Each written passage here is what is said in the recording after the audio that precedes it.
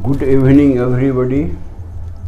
Current electricity का अभी topic होगा internal resistance and terminal potential difference of a cell. तो इस वीडियो से पहले मैंने सेल के बारे में बताया था कि सेल क्या होता है, उसके बाद सेल का ईएमएफ क्या होता है। आप उसी के कंटिन्यूएशन में इसको पढ़िएगा तो और ज़्यादा ठीक रहेगा। वैसे मैंने पिछला रेफरेंस भी इसमें बताया है।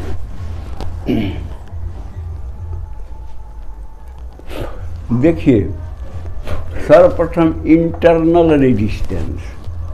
सेल भी तो अंदर में वो आपको इलेक्ट्रोलाइट से बना होता है, इलेक्ट्रोलाइट का पेस्ट रहता है उसमें।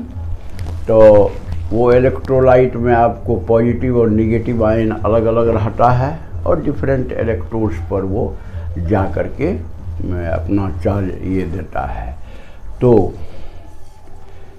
वो भी तो एक मटेरियल है, उसका भी मतलब जो कुछ रेजिस्टेंस होगा। इसलिए जब करंट बहने लगेगा सर्किट में, ख्याल रखिए, कल ईएमएफ के परिभाषा में उसकी डिफिनीशन में मैंने कहा था, जब करंट नहीं बह रहा है तब दोनों इलेक्ट्रोड के बीच का पोटेंशियल डिफरेंस को ही ईएमएफ कहते हैं।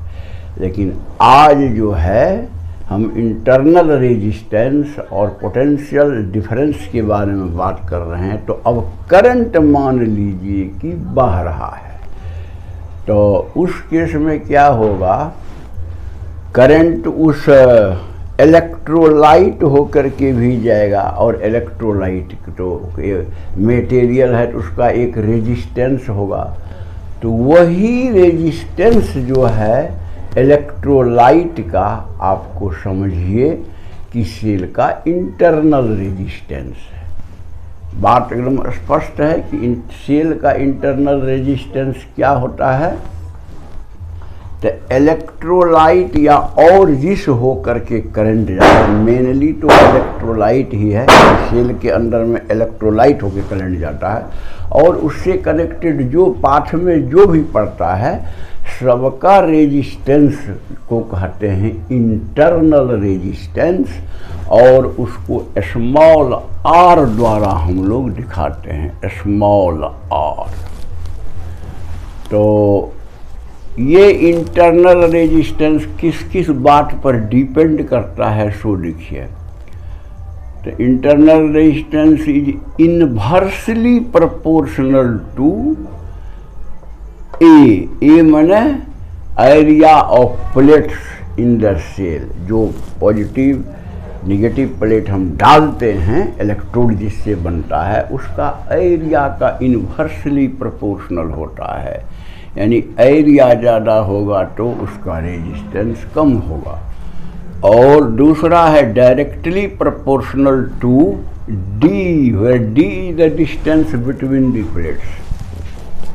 प्लेट्स के बीच अगर ज़्यादा डिस्टेंस होगा तो इलेक्ट्रोलाइट भी तो ज़्यादा पड़ जाएगा उसके बीच में, इसलिए उसका रेजिस्टेंस जो है बढ़ जाएगा। यानी डी जितना ज़्यादा उतना ज़्यादा मतलब जो इंटरनल रेजिस्टेंस होता है। तो मैं समझता हूँ इंटरनल रेजिस्टेंस आपको क्लियर हो गया होगा। अब देखिए, terminal potential difference of a cell. कहने का मतलब हम लोगों ने पहले ईएमएफ पढ़ा था, इसके पहले वाले वीडियो। ईएमएफ भी तो एक पोटेंशियल डिफरेंस है। लेकिन कब वो पोटेंशियल डिफरेंस है, इसी को ठीक से समझिए। ईएमएफ भी पोटेंशियल डिफरेंस ही है। तो ईएमएफ और पोटेंशियल डिफरेंस में क्या फ़र्क हुआ? तो जब बैटरी या सेल होके करंट नहीं बहता है, यानी उसका इंटरनल रेजिस्टेंस काम नहीं करता है, करंट नहीं बहेगा तो काहे काम करेगा? तो उस समय जो आपको वोल्ट मीटर से हम चेक करेंगे या पोटेंशियोमीटर से उस सेल को, तो जो भी पोटेंशियल डिफरेंस देगा उसे ही कहते हैं EMF, electromagnetic force denoted by E. अब देखिए पोटेंशियल डिफरेंस में क्या है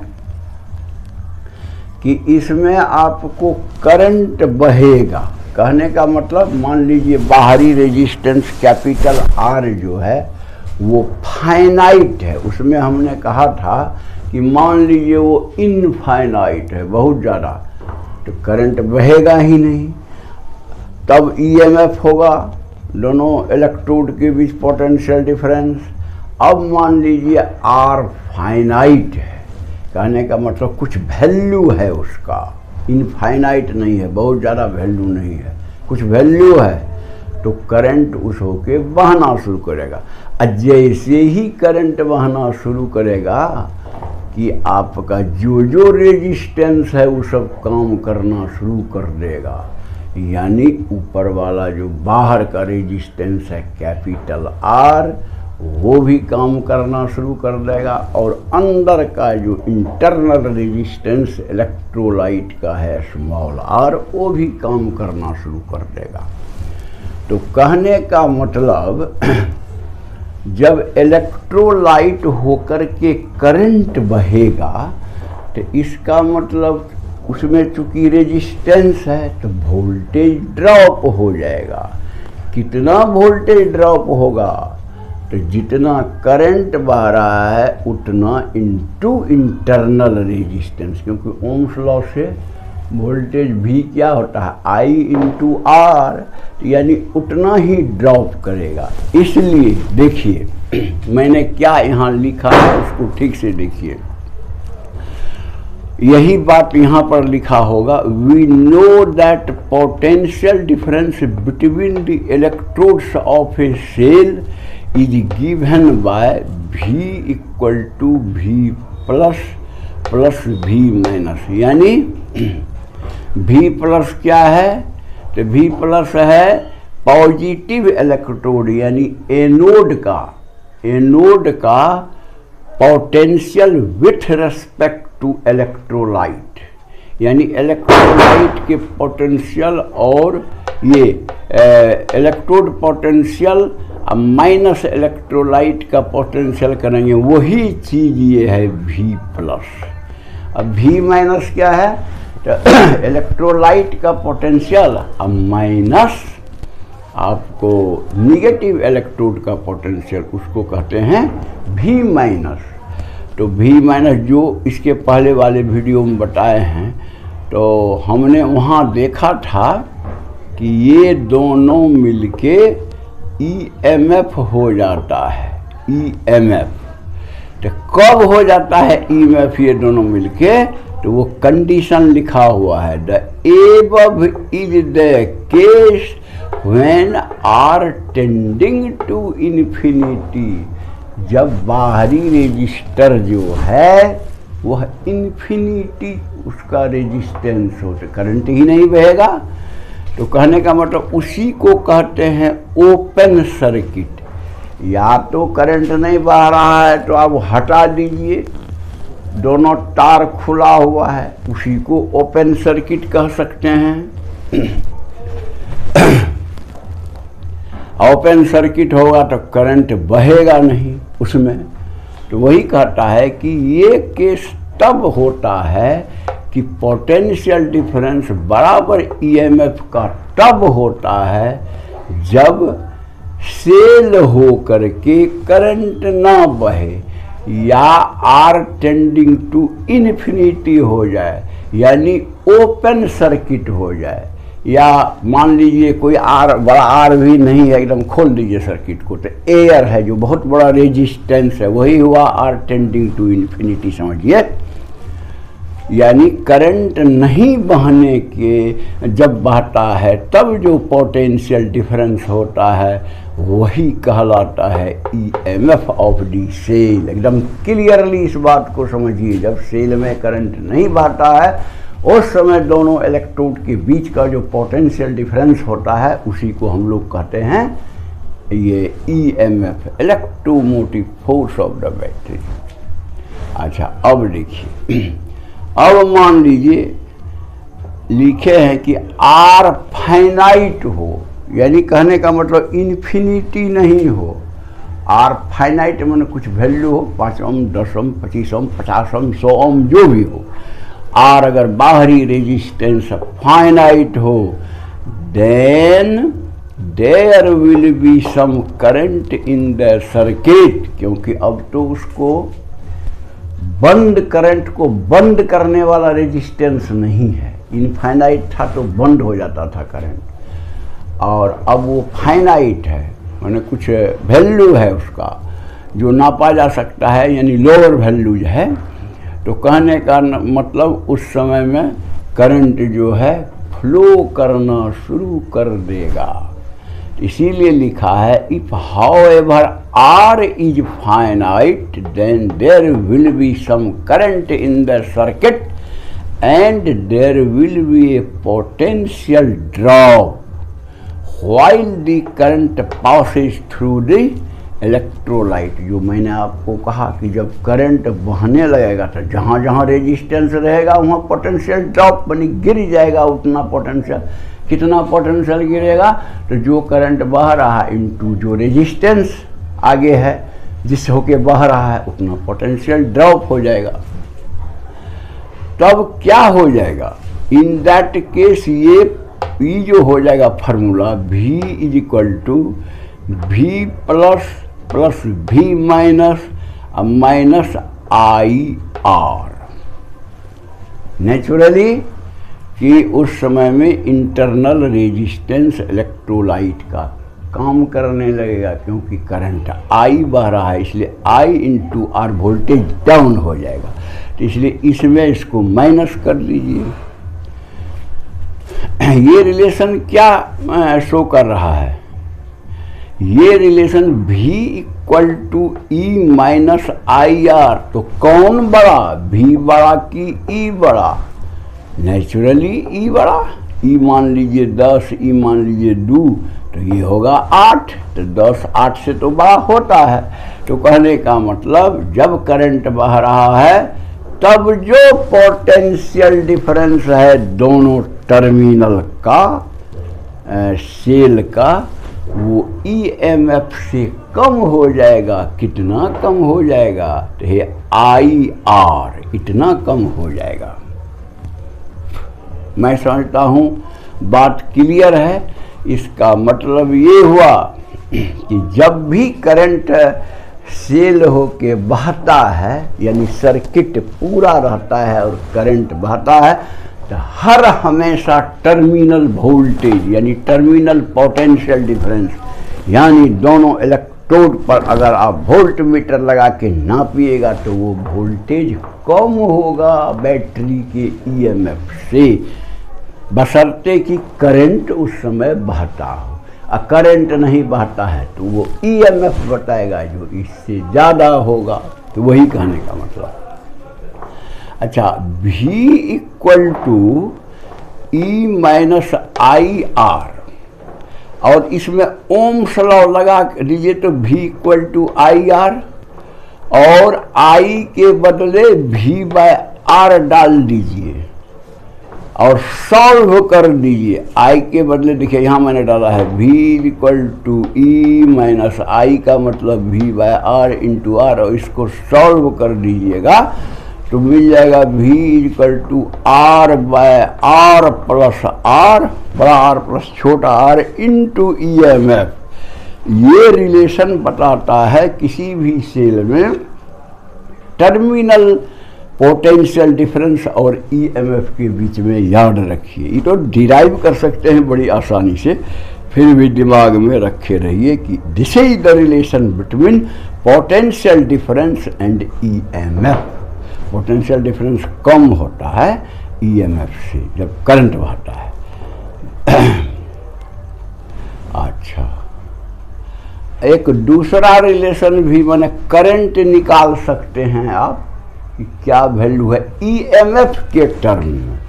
तो ईएमएफ के टर्म में जब निकालिएगा तो इस इक्वेशन में आई का आप वैल्यू भी का बना आई रहने दीजिए, वो तो निकालना ही पड़ेगा। आप जो है भी का वैल्यू रख दीजिए आई इंटू आर, भी के बदले लिख दीजिए आई इंटू आर। तो इक्वेशन क्या हो जाएगा, आई इक्वल टू, ये इक्वेशन हो जाएगा v equal to I R करने से आई का वैल्यू निकालिएगा तो आई बराबर ईएमएफ बटे बाहरी resistance R plus internal resistance R. ये भी याद रखिए। अब देखिए आई कब मैक्सिमम होगा, कभी कोई न्यूमेरिकल में पूछता है मैक्सिमम वैल्यू निकालिए, तो देखिए कैपिटल आर जब 0 हो जाएगा डिनोमिनेटर में, तो डिनोमिनेटर छोटा हो जाएगा यानी खाली स्मॉल आर हो जाएगा, तो उस समय में आई का वैल्यू मैक्सिमम होगा। बाहरी रेजिस्टेंस कैपिटल आर जो है वो 0 हो, कहने का मतलब आप उसको हटा के सीधे तार से जोड़ दीजिए, वो है ही नहीं 0। तो उस केस में मैक्सिमम करंट सर्किट होके बहने लगेगा, क्योंकि रोकने वाला एक बहुत बड़ा रेजिस्टेंस बाहर हो गया। तो कैपिटल आर अगर 0 होता है तो आई मैक्स हो जाएगा, ये तब आई हो जाएगा आई मैक्स। तो आई मैक्स बराबर ई बाय आर। आर को तो छोटका आर को तो आप नहीं हटा सकते हैं, क्यों, वो तो इलेक्ट्रोलाइट या इंटरनल पार्ट का मतलब रेजिस्टेंस है, उसको हम हटा कह सकते हैं। वो हटाने का मतलब पूरा सेले हट गया, इसलिए वो नहीं हट सकता, बाहरी हट सकता है, जो हम जोड़ सकते हैं नहीं भी जोड़ सकते हैं। तो कैपिटल आर को 0 करने से आई मैक्स का वैल्यू ई बाय आर होता है। ये वैल्यू आपको बहुत ज़्यादा आएगा जब आप कैलकुलेट कीजिएगा, क्योंकि आर का वैल्यू करीब करीब कम ही, छोटका आर का वैल्यू करीब करीब कम ही होता है। इसलिए मैंने लिखा however in most cells maximum allowed current is much lower than I max. ये जो आई मैक्स आप कैलकुलेट कीजिएगा तो एक्चुअल सेल में जो है वहाँ परमिशन रहता है कि भाई इससे ज़्यादा करंट अगर इस सेल हो के आप बहाइएगा तो सेल डैमेज हो जाएगा। इसीलिए यहाँ लिखा है however in most cell maximum allowed current is much lower than I max to avoid damage to the cell. अगर आप आई मैक्स करंट ही बहा दिए तो हो सकता है सेल डैमेज हो जाए, जल जाए, बेकार हो जाए, वो कुछ काम नहीं करेगा, उसके बाद में बर्बाद हो जाएगा। इसलिए वो एक ठो रहता है इंस्ट्रक्शन कि आप इस सेल में मैक्सिमम इतना ही करंट बहा सकते हैं, इसलिए उतना ध्यान रखिएगा। तो मैं समझता हूँ सिंपल बात है, इसको पढ़िएगा उस सेल के ही साथ में, सेल और ईएमएफ इसके पहले वाला जो वीडियो है उसी के कंटिन्यूएशन में पढ़िएगा तो एक साथ सारा चीज़, चूँकि सेल का ही सब कुछ है इसीलिए वो भी वीडियो ये भी वीडियो मिला के पढ़िएगा तो और अच्छी बात है। वैसे अलग अलग भी पढ़िएगा तो समझ जाइएगा। तो मैं समझता हूँ कि आप लोग को समझ में आ गया होगा। अगर पसंद है तो आप इसे लाइक कर देंगे, जो सब्सक्राइब नहीं किए हैं वो सब्सक्राइब करके बेल बजा देंगे ताकि मेरा वीडियो जाता रहेगा। और व्हाट्सएप वगैरह से जिसको ज़रूरत है आप दे सकते हैं, वो भी आपको कर सकता है। That's all, thank you.